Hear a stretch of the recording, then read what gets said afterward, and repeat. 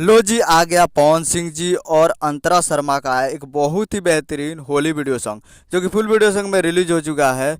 और इसे लिखे हैं सूरज सिंह जी और इसमें म्यूजिक दिया है दीपक दिलकश जी और प्रियांशु सिंह जी, दो मिलकर इसमें म्यूजिक दिए हैं।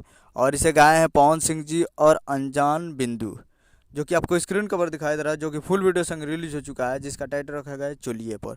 और आज 21 तारीख को सुबह 6:15 पे फुल वीडियो संग रिलीज हो चुका है। यानी वीडियो संग रिलीज इन ऑन 21 फरवरी 2023 को सुबह 6:15 पे फुल वीडियो संग रिलीज हो चुका है। और वीडियो में है पवन सिंह जी और अंतरा शर्मा जी। तो फुल वीडियो संग रिलीज हो चुका है और काफ़ी बेहतरीन होली वीडियो सॉन्ग है और फुल वीडियो सॉन्ग में रिलीज हो चुका है।